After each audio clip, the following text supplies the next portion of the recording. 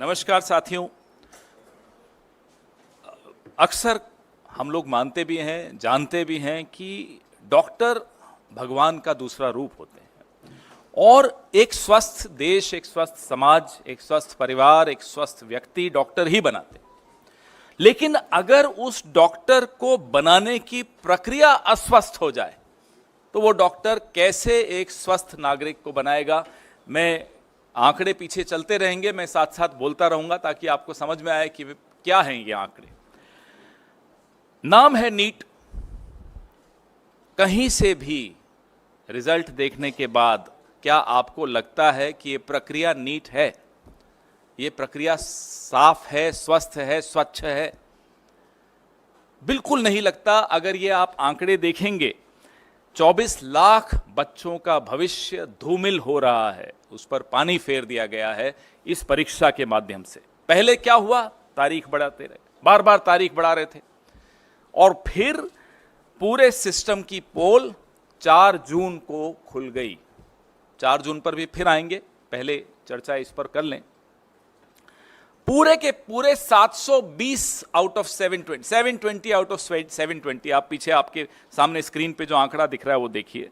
इसको 67 टॉपर्स थे जिसको 720 में से 720 अंक मिले इस साल।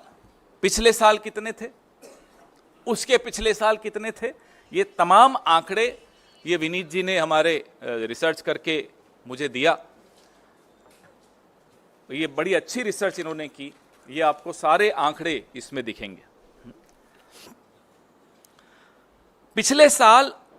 पिछले 8 सालों में, चलिए पिछले साल का तो छोड़िए, पिछले 8 सालों में सिर्फ 7 ऐसे छात्र थे जो पूरे में से पूरे अंक लाए हों। 8 साल में 7 छात्र और 1 साल में 67 छात्र। यह अपने आप में चौंका देने वाला आंकड़ा है। शिक्षा मंत्री जी कोई जवाब नहीं। ये एक्स्ट्रा 2AB कहां से आया? प्रधानमंत्री की भाषा में अगर पूछें तो ये 2AB आया कहां से एक्स्ट्रा? उनको बड़ा शौक है इस तरह के इक्वेशन देने का। जयराम जी होते तो बड़ा मुस्कुराते इस बात को सुनकर, उनको भी बड़ा प्रिय लगता है ये उदाहरण। अब ये परीक्षा पे चर्चा से प्रेरणा मिली बच्चों को, ये तो हम मान नहीं सकते। परीक्षा पे चर्चा से हम में से किसी को कभी मिली है प्रेरणा प्रधानमंत्री से? लेकिन फिर घोटाला हुआ। ये कैसे साबित हुआ? बिहार में पुलिस ने पकड़ा, कई ऐसे लोगों को पकड़ा, आज वो हिरासत में हैं, जिन्होंने टेलीग्राम चैनल्स पे नीट के पेपर लीक किए थे। इसकी जांच में आगे क्या हुआ ये हमें नहीं मालूम। 13 आरोपी वहां गिरफ्तार हुए। वैसे ही गोधरा, गुजरात, बिहार भी का एक उदाहरण दे रहा हूं मैं आपको, अब गुजरात का भी उदाहरण दे रहा हूं। गोधरा में भी कोचिंग सेंटर्स के साथ मिलकर, एक पर्टिकुलर कोचिंग सेंटर था, उसके साथ मिलकर कैसे ये लीक हुआ।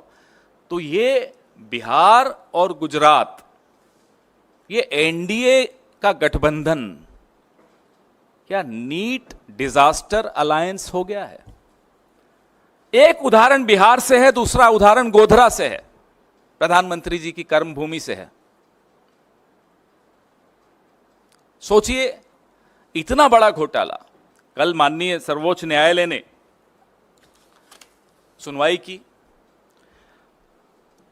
एनटीए जो कि ये परीक्षा करवाता है, उसने लीपापोती की पूरी कोशिश की।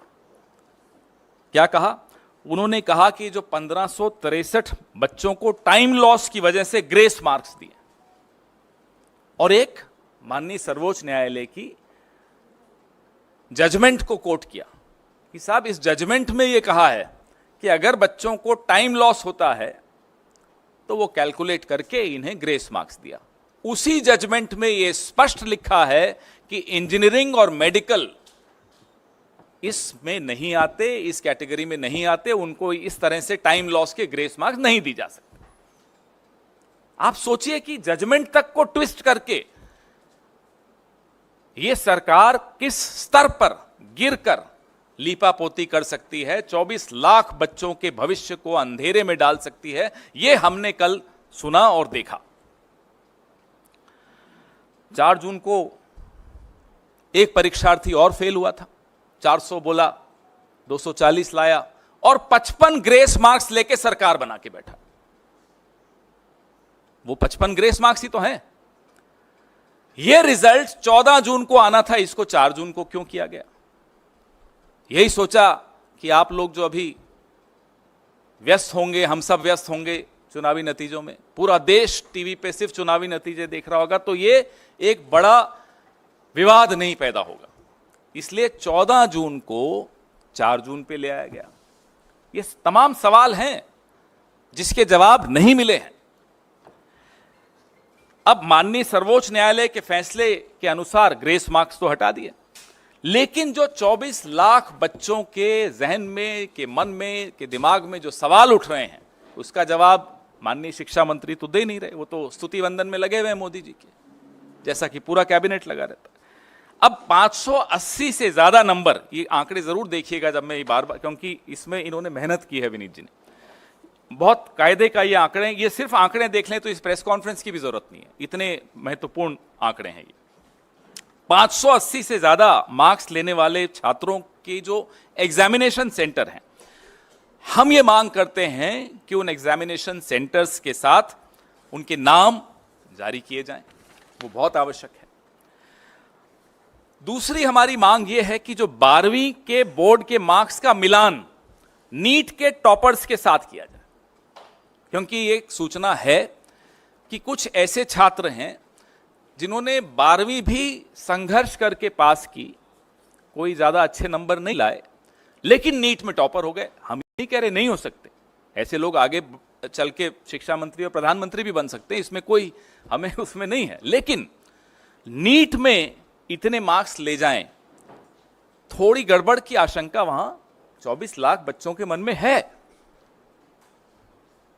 तो इसका जवाब भी देना होगा।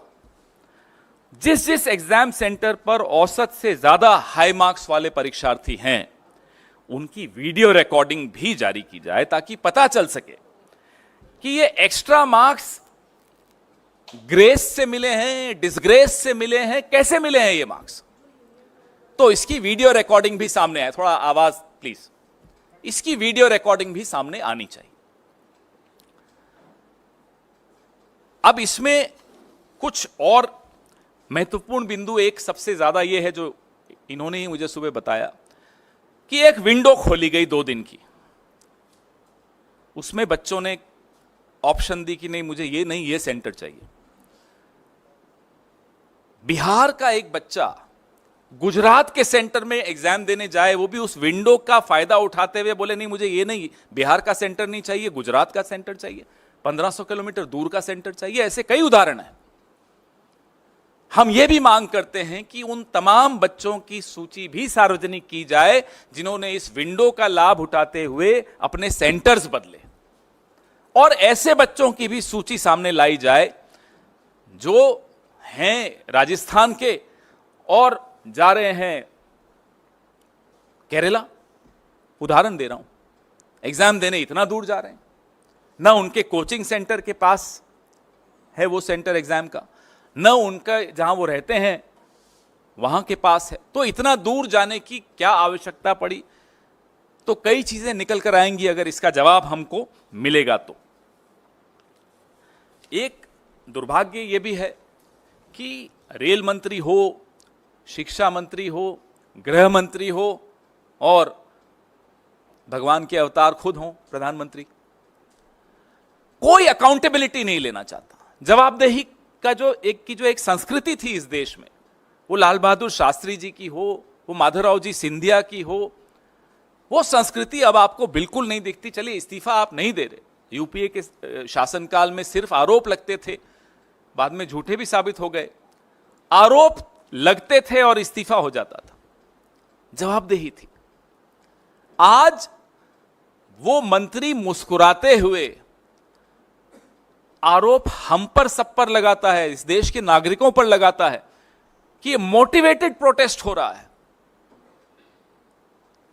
थोड़े दिनों में देश विरोधी भी हो जाएंगे ये बच्चे, देख लीजिएगा, इनको राष्ट्र विरोधी कह दिया जाएगा जो प्रोटेस्ट कर रहे हैं। आत्महत्याएं हो रही हैं इन पेपर लीक्स को लेकर, और मंत्री मुस्कुराते हुए कहता है मोटिवेटेड प्रोटेस्ट हैं। कहां है वो जवाबदेही की संस्कृति? Where is that culture of accountability which we saw in the past, even in the UPA era? I am not going to Mr. Lal Bahadur Shastri and Mr. Madhavrao Sindhya ji. Even in the UPA era we saw this. Just an accusation and people would resign. Later, of course, those accusations were proved wrong. Yet there were resignations, there was accountability, there was a respect for public opinion, there was respect for the media. अब वो कहां है सम्मान media का? वो सम्मान कहां है उन लोगों का जो सवाल पूछते हैं? आप इसी पर सवाल अपने सीमित रखिएगा तो उचित रहेगा। प्रेस रिलीज और ज्यादा विस्तृत है, इसमें और आंकड़े हैं, और मैं फिर से मेरे सहयोगी विनीत पुनिया जी को धन्यवाद देता हूं जिन्होंने आज सुबह सुबह ये आंकड़े मुझे दिए। जी, हमारी पहली मांग, जो कि हमें मालूम है बिल्कुल पूरी नहीं होगी, कि जो विश्व गुरु हैं आजकल शायद विदेश में हैं, वो अपना मुंह खोलें, इस पे कुछ बोलें। परीक्षा पे चर्चा करने वाले ढंग से पर्चा नहीं करवा पाते, तो हम उनसे मांग करते हैं कि वो अपना मुंह खोलें और इस पर कुछ बोलें। दूसरी मांग हमारी है कि जो 24 लाख उम्मीदवार 1 लाख सीटों के लिए बैठते हैं, इसमें 55,000 तो सरकारी मेडिकल कॉलेजेस की, ये छात्र अब सरकारी कॉलेजों में कैसे दाखिला ले पाएंगे? इस साल 600 अंक पाने वाले उम्मीदवारों की संख्या 80,468 है। इमेजिन, आप सोचिए, कल्पना कीजिए, 1 लाख सीटें हैं, 55,000 सरकारी सीटें हैं, 600 अंक पाने वाले 80,468 हैं। सरकारी में इनकी एडमिशन कैसे होगी? इसमें एससी, एसटी, ओबीसी, ये तमाम जो रिजर्वेशंस हैं, इन सब का भी क्राइटेरिया है। इस पे कोई, किसी के मन में कोई स्पष्टता नहीं है। हमारी तीसरी मांग है कि अगर सरकार का दावा है कि ये पूरी तरह से पारदर्शी परीक्षा है, तो पिछले साल और इस साल जो 580 से अधिक अंक प्राप्त करने वाले छात्रों का पूरा परिणाम एनटीए द्वारा सार्वजनिक किया जाना चाहिए। 580 से अधिक अंक प्राप्त करने वाले छात्रों के सेंटर्स क्या थे, एग्जामिनेशन सेंटर्स, वो भी सार्वजनिक करने चाहिए, ताकि पता चले कि वो छात्र अपने गृह स्थान से या अपने कोचिंग सेंटर के स्थान से कितना दूर जाकर एग्जाम दिया, और फिर कारण भी हमें जांच करने चाहिए कि क्यों इतना दूर गया। कुछ ऐसे छात्र हैं जो 1500 किलोमीटर दूर जाकर एग्जाम दे रहे हैं, क्यों दे रहे हैं? सेंटर आपके पास में ही है तो भी आप उस सेंटर पे नहीं गए। हमारी चौथी मांग है कि जो बोर्ड के एग्जाम्स हैं, 12वीं के एग्जाम्स विशेष तौर पे, उससे नीट के जो एग्जाम्स में जो अंक बच्चों को मिले हैं उसका मिलान किया जाए। जो टॉपर्स हैं, तथाकथित टॉपर्स जो हैं, उनके अंकों का मिलान बोर्ड के एग्जाम के रिजल्ट से किया जाए। क्योंकि ऐसी रिपोर्ट्स आई हैं कि बोर्ड एग्जाम में बड़ा संघर्ष करके वो पास हो पाए, नीट में टॉप कर गए। हमें आपत्ति नहीं है, कर सकते हैं, मेहनत की होगी, ये भी मान लेते हैं एक बार, लेकिन 67 लोग 720 में से 720 लाते हैं तो सवाल उठते हैं। कुछ सेंटर्स ऐसे हैं जिसमें सबसे ज्यादा ऐसे उदाहरण मिलेंगे आपको। अब गोधरा का मैंने आपको एक एग्जाम्पल दिया, बिहार में पकड़े गए 13 लोग अभी गिरफ्तार किए गए हैं कुछ वक्त पहले। हमारी पांचवी मांग ये है कि जिन सेंटर्स, जो सेंटर्स हाई स्कोरिंग सेंटर्स हैं, उनके वीडियो भी जारी किए जाने चाहिए, ताकि इस घोटाले की पूरी पहचान हो कि जो ओएमआर है, जो भरा गया था ओएमआर, उसका प्रतिरूपण हुआ था या नहीं, ये सच्चाई भी सबके सामने आनी चाहिए। एक जो हमने मांग बार बार दोहराई है, फिर से दोहरा रहे हैं, कि जैसे इलेक्टोरल बॉन्ड्स थे, जब वो सार्वजनिक हुए तो सबको कई सवालों के जवाब मिले। अभी कुछ सवाल बाकी हैं हम सबके दिमाग में, लेकिन फिर भी काफी सवालों के जवाब मिले। फिर एक लिस्ट आई कि ईडी सीबीआई ने कैसे रेड डाली, और वहां फिर इलेक्टोरल बॉन्ड्स के माध्यम से चंदा गया। ऐसे ही ये तमाम जो हम जानकारियां कह रहे हैं, मांग कर रहे हैं कि सार्वजनिक पटल पे रखी जाएं, ये रखनी चाहिए, ताकि लोगों के मन में 24 लाख कोई छोटा आंकड़ा नहीं होता, 24 लाख बच्चों का भविष्य इसमें जुड़ा हुआ है। देश की स्वास्थ्य व्यवस्था का भविष्य इससे जुड़ा हुआ है। अगर देश की स्वास्थ्य व्यवस्था ही स्वस्थ नहीं होगी, उसकी प्रक्रिया स्वस्थ नहीं होगी, तो हम इस देश को अच्छा स्वास्थ्य कैसे दे पाएंगे? आपके सवाल। जहां एग्जाम सेंटर था उनका लिस्ट बिल्कुल, जो टॉपर्स हैं, खास तौर पे जो ये अंक जो विनीत जी ने इकट्ठे किए हैं, इन अंकों को देखते हुए उन तमाम सेंटर्स की जानकारी जहां सबसे ज्यादा ऐसे उदाहरण मिलेंगे कि 720 में से 720 आ गए, और अगर आप प्रतिशत में देखेंगे तो 720 में से 720 लाने वालों की जो प्रतिशत वृद्धि हुई है पिछले सालों से, 3250% की वृद्धि हुई है। आप सोच सकते हैं। जब विनीत जी ने सुबह मुझे बताया तो मैंने कहा आप पहले भेजिए, मैं मान ही नहीं सकता ऐसा। 710 जिनको मिले हैं, 941% की वृद्धि हुई है। कभी हो सकता है? इसलिए यह सवाल।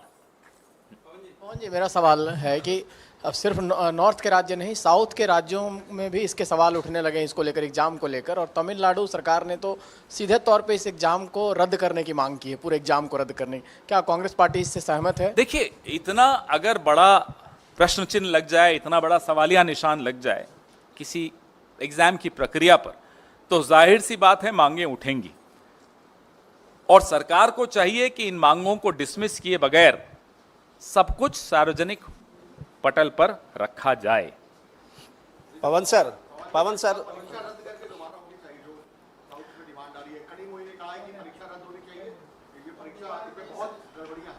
नहीं, अब देखिए, कल सुप्रीम कोर्ट ने कुछ एक राहत जरूर दी, लेकिन ये सवालों का उत्तर तो अभी नहीं मिला। तो जाहिर सी बात है कि उन तमाम बच्चों के भविष्य को ध्यान में रखते हुए ये कदम, जो भी कदम उठाए जाएं, कम है, कदम उठाने चाहिए ताकि उनको एक न्याय संवत भविष्य मिल सके। There should be justice to all the children who work hard, who prepare hard for these exams. They are not getting justice. न्याय ऐसा शब्द है जो हमारे शब्दकोश में अब सबसे ऊपर है, हम सबके, पूरे देश के भी। सर, जो बच्चे जो क्या होनी चाहिए sir? He in fact went on to say that there is a committee that has been constituted where the NTA is investigating whether there has in fact been any irregularity. Why this mad rush to give a clean chit? This government has a very strange habit of rushing and giving clean chits. If there was no leak, what are these 13 people doing behind bars in Bihar? I ask. What about the center at Godhra, where there is evidence of 26 crores being negotiated, and out of these 26 crores, 12 crores was already transacted for exams. This is in Gujarat. So that's what we are saying. Please make public all these details of the centers where these toppers are there, their 12th class results, the videography of those centers, and how many students availed of that window of 2 days and sought to change their centers. Everything will be out with all these when all these details are made public. पवन जी मेरा सवाल ये है कि शिक्षा मंत्री धर्मेंद्र प्रधान है, इसके पहले, इस सरकार के पहले भी वही थे, इस बार कंटिन्यू हुए हैं। आपने जिम्मेदारी की बात की, क्या लगता है जिस तरह से शिक्षा मंत्री बार बार कह रहे हैं कि कोई पेपर लीक नहीं हुआ, कोई गड़बड़ी नहीं हुआ है, इतने छात्रों का भविष्य दांव पर लगा है, आप जिम्मेदारी की मांग कर रहे हैं, क्या शिक्षा मंत्री के इस्तीफे की मांग कर रहे हैं? आपकी जिम्मेदारी लेते हुए इस्तीफा दें? हम मांग तो वो करें जो संभव ही नहीं है। ये लगता है आपको इस्तीफा देंगे? इनको, इस सरकार को, सत्तारूढ़ दल को, जब तक ये यहाँ की देश की जनता और हम लोग मिलकर खदेड़ के नहीं निकालेंगे, निकलेंगे नहीं। अभी ग्रेस मार्क्स से चल रहे हैं, तो इनसे हम इस्तीफा तो लोग जब चाहेंगे इनको निकाल देंगे, चिंता मत कीजिए। लेकिन अगर पटना की आर्थिक अपराध इकाई ने पाया कि 5 मई को होने वाली परीक्षा से पहले ही प्रश्न पत्र पहुंच गए लोगों के पास, वो रैकेट उन्होंने एक्सपोज किया, तो शिक्षा मंत्री किस दावे के साथ कह सकते हैं कि कोई गड़बड़ हुई नहीं? 60 करोड़ तक की लेन देन की खबरें हुई, छपी थी, आप लोगों ने भी पढ़ी थी। 30 से 50 लाख रुपए लोगों से लिए गए एग्जामिनेशन पेपर के। तो ये सब बातें तो अखबारों में ही और मीडिया के ही माध्यम से आई थी। जी, एक एक करके माइक दे दो, एक एक करके। सर मेरा सवाल माइक आ जाए फिर पूछ लीजिए। सर मेरा सवाल इस डेटा को लेकर है।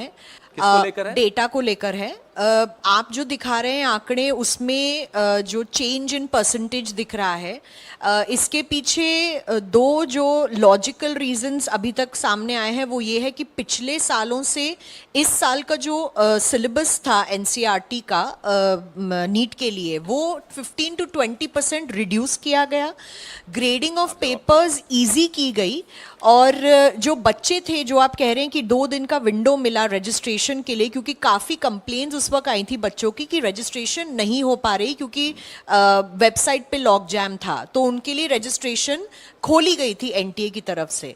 तो क्या आप ये चाह रहे हैं कि अब एनटीए जो बच्चों के जो रजिस्ट्रेशंस हैं और उनके सेंटर्स हैं उनसे क्रॉस मैचिंग करके उनके जो प्रीवियस 12th के मार्क्स हैं और वो भी नीट के मार्क्स है वो क्रॉस मैच करें? क्योंकि सर ये डेटा आना तो फिर मुश्किल ही होगा। क्यों मुश्किल होगा?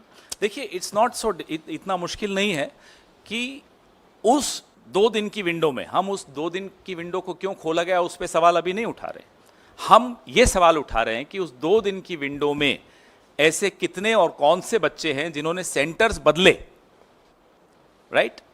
आपने पूछा आंकड़ों पे जो सवाल, मैं अपने सहयोगी विनीत पुनिया जी को कहूंगा कि इसका उत्तर दें। देखिए, बड़ा सीधा सवाल है, सीधा जवाब है कि अगर मार्क्स बढ़ रहे हैं, अगर स्कोरिंग इजी थी, अगर एग्जामिनेशन का टेस्ट इजी था, तो सबके मार्क्स बढ़ेंगे ना। हाई स्कोरिंग मार्क्स तो बढ़ रहे हैं पर डिस्प्रपोर्शनेटली। जो हाई स्कोरिंग मार्क्स हैं, जिसको आप 600 एंड अबव काउंट कर सकते हैं, उसमें जो इंक्रीज है एक अजीब, ये ह्यूमन इंटेलिजेंस के अगेंस्ट है। जो क्वेश्चन पूछा जा रहा है, जो गवर्नमेंट का जो क्लैरिफिकेशन है, ये भी बिल्कुल बेसिक कॉमन सेंस के भी अगेंस्ट है कि आपका जो हाईएस्ट एंड होता है, आप कभी भी देखेंगे कोई भी मेरिट, जो टॉप पे लोग होते हैं वो कम होते हैं। जैसे जैसे आप नीचे पिरामिड में आते हैं वो नंबर बढ़ता जाता है। हमेशा कोई भी टेस्ट ले लीजिए, 99% लेने वाले बच्चे कम मिलेंगे, 98 वाले उससे ज़्यादा, 97 वाले उससे ज़्यादा, 90 वाले बहुत ज़्यादा, 80 वाले तो बहुत ही ज़्यादा, और 70 वाले तो सब भी होंगे। ऐसे ऐसे पिरामिड चलता है। ये पिरामिड अजीब पिरामिड है, जो ये ऐसे और फिर ऐसे होता है। ये लॉजिकल नहीं है। मैं इसलिए पूछ रही हूँ क्योंकि नीट जो है जी और सीयूईटी भी कंडक्ट करवाती है। अभी तक जी के एडवांस रिजल्ट्स आए हैं, सो उसको लेकर तो कोई भी धांधली, करप्शन या किसी भी तरीके के सवालों का उठना नहीं दिखाई दे रहा। सर देखिए, हमारा सवाल, हम कोई ब्लाइंड एक्यूजेशन नहीं कर रहे, हम एक सिंपल बात कर रहे हैं।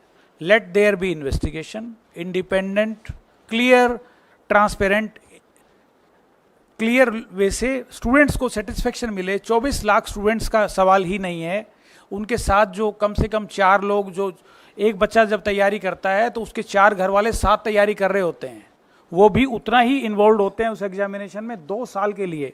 जिन्होंने एग्ज़ाम नहीं दिए हैं ज़िंदगी भर, दुर्भाग्य हमारा ये है कि वो लोग सरकार चला रहे हैं और उनको पता नहीं है कि एग्जामिनेशन का लोगों के लिए इम्पोर्टेंस क्या होता है।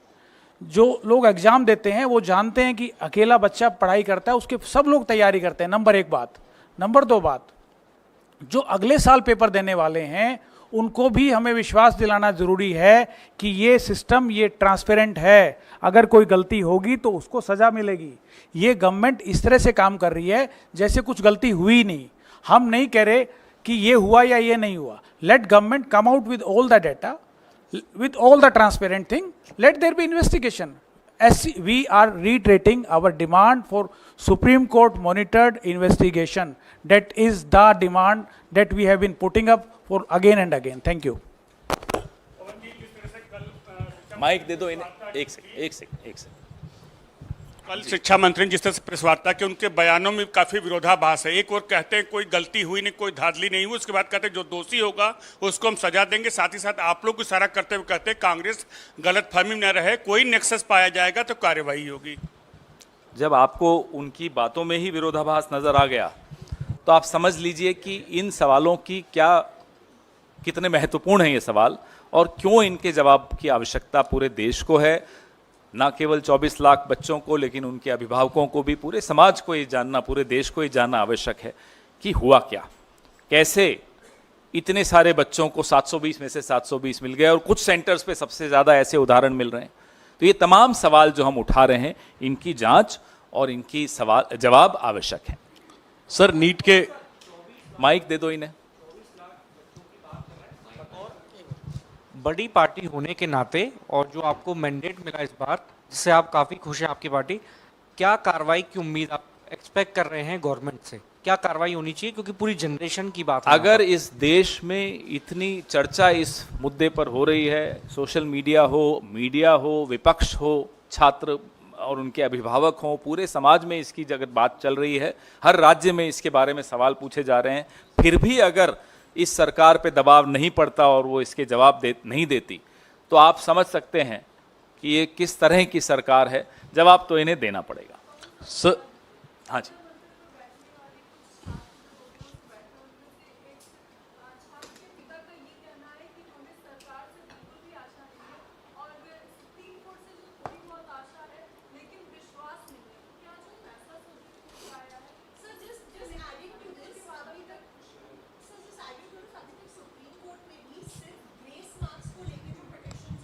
सुनवाई Correct. हुई है, तो इसलिए करप्शन रिलेटेड बिल्कुल ठीक चार्जेस या एनामलीज रिलेटेड चार्जेस पे भी सुनवाई नहीं हुई है। इसीलिए हमारी मांग बड़ी स्पष्ट है कि सुप्रीम कोर्ट मॉनिटर्ड जांच की मांग पर हम कायम हैं, अडिग हैं, उसकी जांच होनी चाहिए, पहली बात।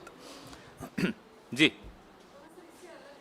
नहीं, अभी इसी पे बहुत सर इंपॉर्टेंट। नीट के अतिरिक्त सवाल है। नहीं नीट पे, अभी नीट पे ही रखिए, नीट पे पहले खत्म कर लो।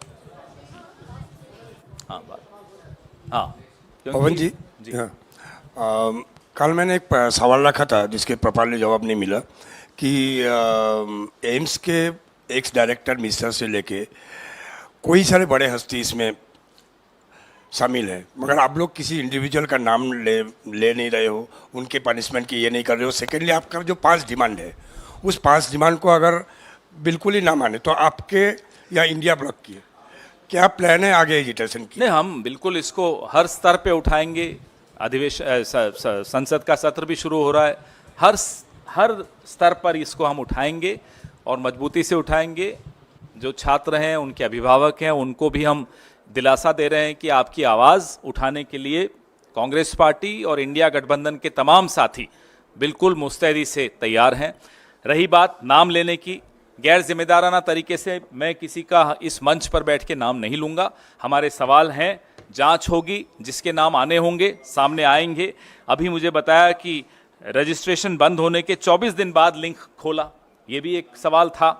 हजारीबाग के जिस सेंटर पर गड़बड़ी हुई वहाँ 8 टॉपर वहीं के हैं, तो ये लिंक क्यों खोला, ऐसे उदाहरण और किस किस सेंटर पर हैं, ये तमाम जानकारियाँ जांच से ही निकल कर आ सकती हैं। अभी तो एक आप जैसे किसी मुस्तैद साथी ने निकाल कर दिया, ये भी आप सर्कुलेट कर दीजिएगा।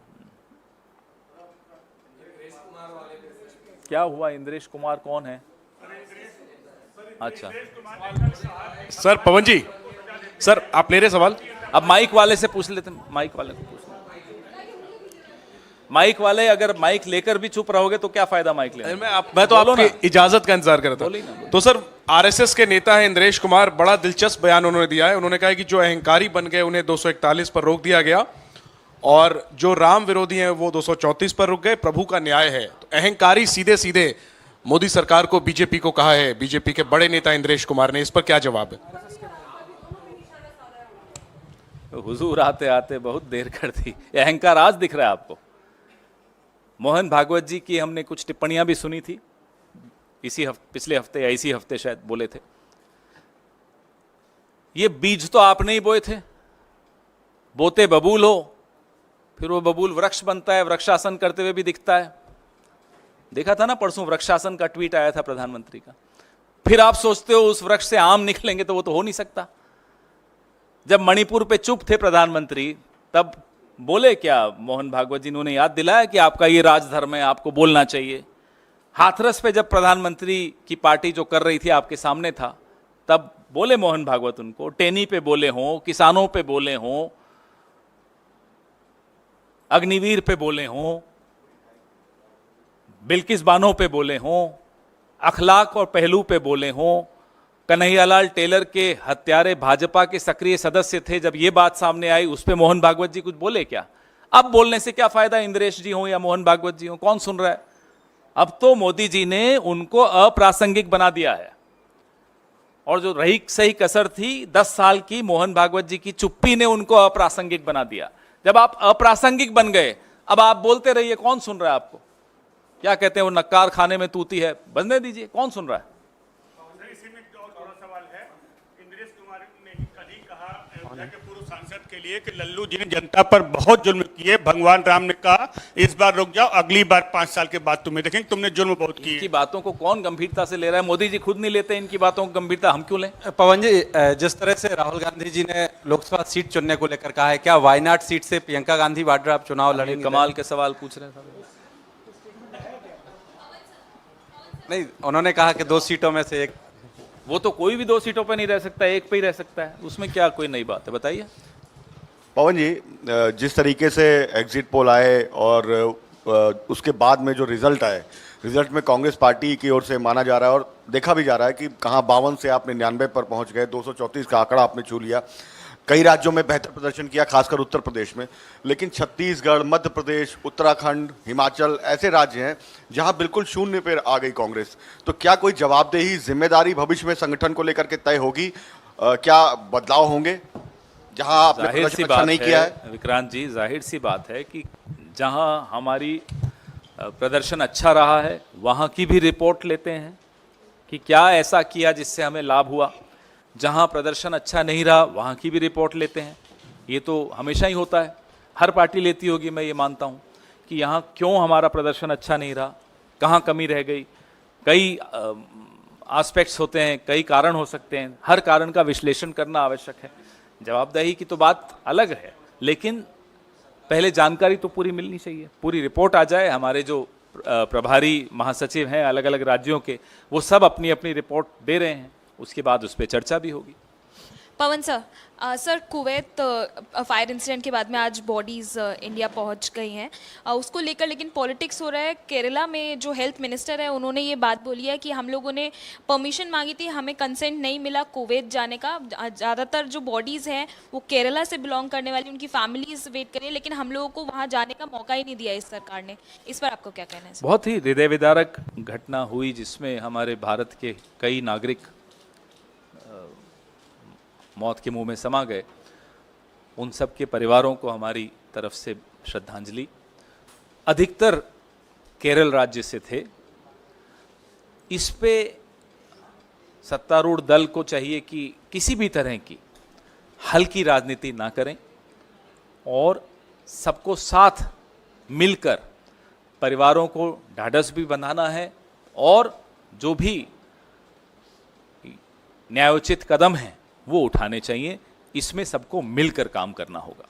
सर, जगन भुजबल का कहना है कि अजित पवार और एनसीपी को ब्लेम करना गलत बात होगी, क्योंकि बीजेपी उत्तर प्रदेश में भी काफ़ी सीट्स हारी हैं, ओवरऑल काफ़ी और जगहों पे भी हारी है, तो ये blame NCP Ajit Pawar faction को करना गलत बात है। अभी तो 2 दिन पहले मोदी का परिवार हटाने को कहा गया था, थोड़े दिन बाद एनडीए का परिवार हटने को कहा जाएगा।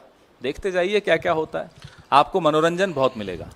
पवन जी, सर कांग्रेस और कपिल शर्मा बेरोजगार हो जाएंगे। सर, कांग्रेस के उच्च सूत्रों ने दावा किया है कि ये सरकार जो मौजूदा है बहुत पंगु है और जब चाहे विपक्ष इस सरकार को गिरा सकता है। कौन से क्या वो ये सूत्र सरकार हैं? किस? मुझे तो नहीं, मेरे पास तो कोई स्टेटमेंट ऐसा आया नहीं। तो मैं मौजूदा आपकी सरकार इस के बात पे भविष्य को टिप्पणी लेकर आप कैसा क्या कर दूं? कहेंगे? भविष्य को कैसे टिप्पणी कर दें? अब आज फ्राइडे है, संडे को थोड़ा हम फ्री होते हैं, किसी ज्योतिषी के साथ बैठ जाएंगे, जाके भविष्य भी बता देंगे आपको। माइक दे दो। 2 छोटे सवाल है सर। अभी एक बोला था, अब नहीं, 2 इसलिए कि एक याद आ गया। एनटीए के चेयरमैन के इस्तीफे की एक तो मांग आप लोग करते हैं कि नहीं, और दूसरा सवाल मेरा दिल्ली से रिलेटेड है। आप उस सरकार में के हिस्सा थे जिस वक्त टैंकर माफियाओं को लेकर पूर्व मुख्यमंत्री शीला दीक्षित पे हमला करती थी आम आदमी पार्टी, आज दिल्ली अभूतपूर्व जल संकट से गुजर रहा है। हिमाचल ने पानी देने से मना कर दिया, हरियाणा पानी आने नहीं दे रहा है, सुप्रीम कोर्ट ने भी हाथ खड़े कर दिए हैं और अभी भी दिल्ली में टैंकर माफियाओं के जरिए पानी पहुंच रहा है। क्या कहेंगे सर? उस वक्त इसी टैंकर माफिया की वजह से उस वक्त की शीला दीक्षित सरकार की आलोचना की जाती थी। आपने 2 सवाल पूछे। पहला सवाल कि क्या हम एनटीए के चेयरमैन के इस्तीफे की मांग करते हैं? हम सुप्रीम कोर्ट मॉनिटर्ड जांच की मांग करते हैं। उसमें जिसका भी नाम आता है उसके खिलाफ जाहिर सी बात है कार्रवाई होनी चाहिए। और ये भी नहीं हो सकता कि मेरा कातिल ही मेरा मुंसिफ हो, वही जांच करें जिन पर जांच की मांग हो रही है, तो वो तो नहीं हो सकता। जब दिल्ली सरकार में शीला दीक्षित जी की जो कांग्रेस सरकार थी 15 साल थी, सोनिया विहार, वाटर ट्रीटमेंट प्लांट, ऐसे अनेक कदम उठाए गए थे जहां राजधानी में जो हर साल पीने के पानी की किल्लत होती थी उसको काबू किया जा सके और बहुत हद तक सफलता भी मिली थी। इसके बारे में जो विस्तृत बात होगी, मैं हमारे जो प्रदेश का नेतृत्व है, दिल्ली प्रदेश कांग्रेस कमेटी के देवेंद्र यादव जी हैं, उनसे आग्रह करूंगा कि आपसे जल्दी ही आपको संबोधित करेंगे।